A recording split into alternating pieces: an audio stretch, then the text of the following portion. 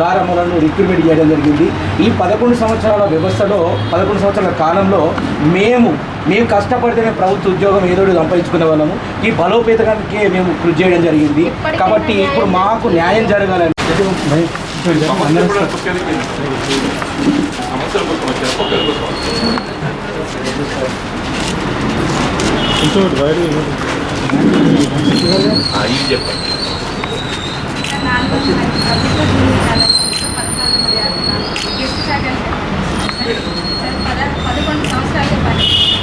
ఇప్పుడు ఏదైతే regular recruitment ఉందో అయితే రెగ్యులర్ చేయడం వాళ్ళు వస్తున్నారు. మేమందరం బయట పడాల్సిన పరిస్థితి దీనిపైన ఆధారపడి ఉన్నాం సార్. మాకు మీరే ఉద్యోగ భద్రత కల్పిస్తారు సార్. మన ప్రభుత్వం లేదు సార్. ఉంటుందమ్మా, ఉంటుంది సమస్య. మీకు ఏమైనా ప్రియారిటీ ఇవ్వాలి, వెయిటేజ్ ఇవ్వాలి, వెయిటేజ్ ఇవ్వాలి.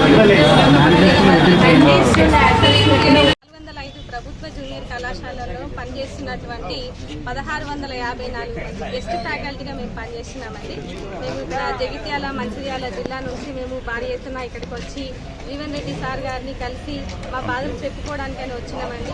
అయితే మాకు వచ్చిన సమస్య ఏంటంటే మేము ఇప్పుడు ఏదైతే రెగ్యులర్ నోటిఫికేషన్ ఉందో జేఎల్ నోటిఫికేషన్ వల్ల మేము 1654 మంది కుటుంబాలు మేము బయటపడాల్సిన పరిస్థితి వచ్చిందండి.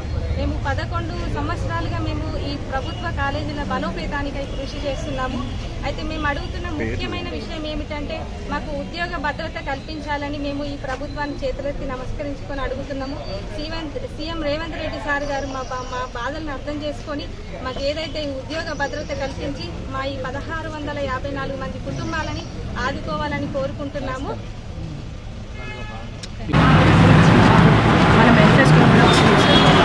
రాహుల్ గాంధీ సార్ కూడా అన్నారు సార్, రెగ్యులరైజ్ కూడా మిమ్మల్ని చేస్తున్నాం.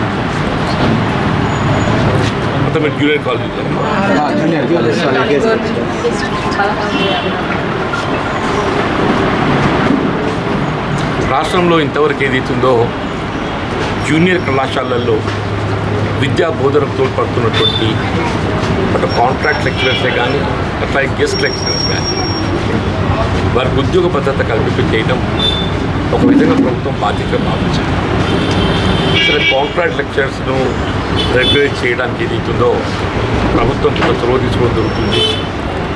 గెస్ట్ లెక్చరర్స్ సంబంధించి ఏదైతున్నదో ఇంతవరకు ప్రభుత్వం ఏ విధమైన నిర్ణయం తీసుకోలేకపోవడంతో ఇప్పుడు నూతనంగా నియామకం కాబడేటువంటి ఒక ఈ జూనియర్ లెక్చరర్స్తో ఏదైతుందో అంటే ప్రస్తుతం గెస్ట్ లెక్చరర్స్గా పనిచేసేటువంటి ఒక బోధకులందరూ కూడా డిస్ప్లేస్ అయ్యేటువంటి ఒక పరిస్థితి ఎదురవుతుందని చెప్పడం తప్ప మరి ఇటువంటి పరిస్థితుల్లో ఈ గెస్ట్ లెక్చరర్స్గా ఇంతకాలం దాదాపు గత దశాబ్ద కాలం సేవలు అందించినటువంటి వీరిని కూడా మరి ప్రభుత్వం ఏ విధంగా వారికి ఉద్యోగ భద్రత కల్పింపజేయడం జరుగుతుందో ఆలోచించి మరి వీరిని కూడా ఏదైతుందో వీరికి ఉద్యోగ భద్రత కల్పింపజేయబడే విధంగా తోడ్పడాలి.